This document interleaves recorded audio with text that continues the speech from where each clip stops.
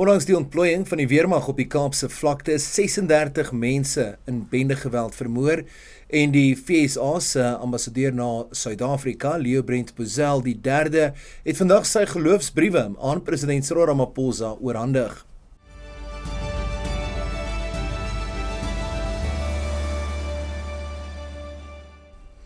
Goeiemiddag, dit is tyd vir Pretoria FM se visuele nuusbulletin in Afrikaans.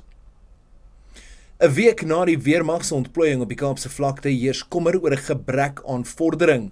Die DA-parlementslid Nicholas Kotsel sê ten spyte van soldate se teenwoordigheid is 36 mense die afgelope week vermoor, insluitend slagoffers van 'n skietery in Mitchells Plain waar tydens kinders ook gewond is.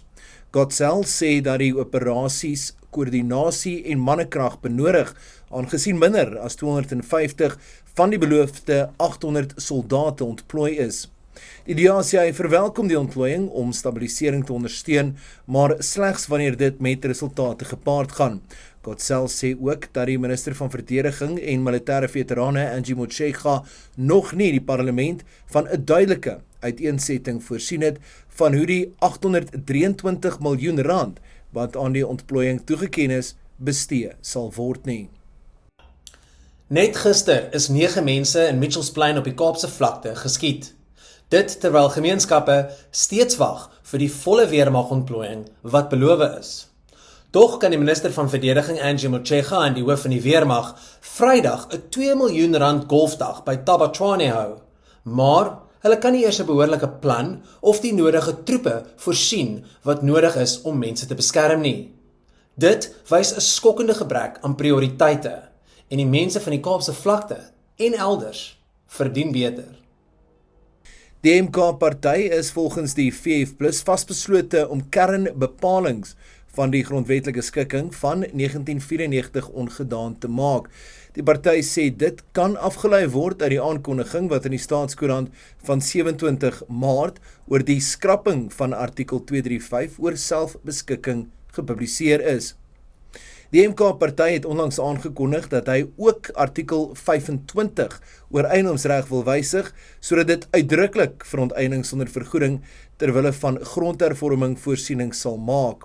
Die VF+ LP en die party se hoofwoordvoerder oor grondhervorming en landelike ontwikkeling, Dr. Wynand Boshoff, sê openbare kommentaar kan reeds aan die speaker van die parlement gestuur word in sake artikel 235. Die party en ander groot instellings sal aan die proses deelneem en moedig die publiek en verenigings en organisasies aan om dieselfde te doen.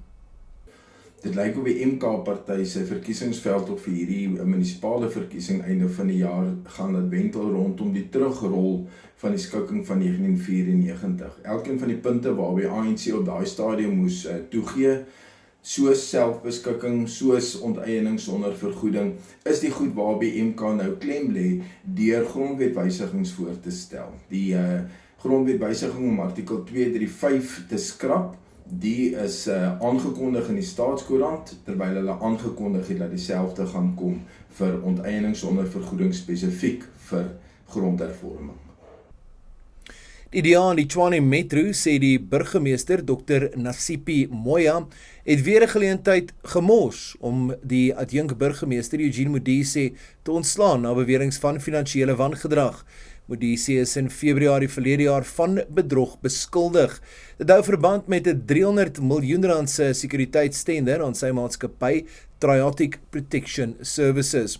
Nuwe getuienis by die Madlanga-kommissie verbind hom met ander maatskappye wat glo voordeel trek uit die Tshwane Metro se sake. Die DA eis 'n nuwe ondersoek na Modise se moontlike korrupsie, politieke inmenging en wangedrag om volle aanspreeklikheid te verseker. Hy is die lid van die burgemeesterskomitee vir finansies, reeds geïmpliseer in 'n forensiese verslag voor die raad dat hy op 'n wederregtelike basis voordeel trek uit 'n kontrak met die munisipaliteit. Oor en oor weier Moya, versuim sy om haar plig te doen as burgemeester. Die VSA se ambassadeur in Suid-Afrika, Leo Brent Bozell III, het sy geloofsbriewe amptelik saam met die ambassadeurs van 19 ander lande aan president Cyril Ramaphosa oorhandig.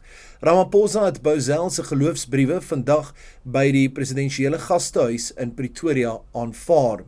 Bozell het onderneem om die vennootskap tussen Amerika en Suid-Afrika te bevorder. Bozell het voorheen aangedui dat president Donald Trump se geduld met Ramaphosa se administrasie uitgeput raak. Hy het verwys na 'n vraag van die Amerikaanse regering wat in meer as 'n jaar nog nie beantwoord is nie. Met die oorhandiging van die geloofsbriewe is die ambassadeurs amptelik in die land bekragtig. Die VS se president Donald Trump het ook aangekondig dat hy beplande militêre aanvalle op Iran vir 2 weke uitstel, nadat gesprekke met Pakistan se eerste minister Shehbaz Sharif en hul militêre leier Asim Munir op 'n tydelike skietstilstand uitgeloop het. Die uitstel is afhanklik daarvan dat Iran die straat van Hormuz met onmiddellike ingang oopstel.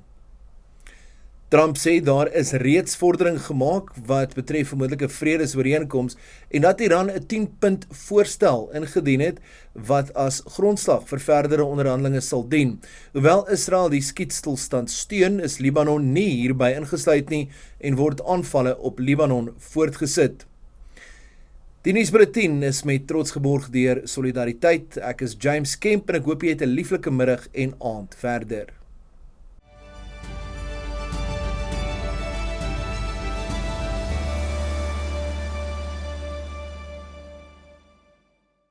Is jy bang? Dit's tyd. Jy kan dit doen. Jy kan dit doen. Jy kan dit nie. Ek's 'n bietjie bang, maar jy gaan nie dit.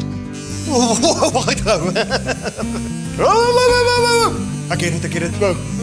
En nou? Great, you like it. Wat maak jy? Ek moet hier wees. Ek moet dit doen. Waarvan praat jy? Hulle sê solidariteit is op almal se lippe. Jy hoef nie 'n tattoo te kry nie. Kom, is maklik, ek wys jou. Hoorie, Janko. Moenie dit oordink nie. Sluit aan by Solidariteit. Vinnig, gerieflik en pynloos.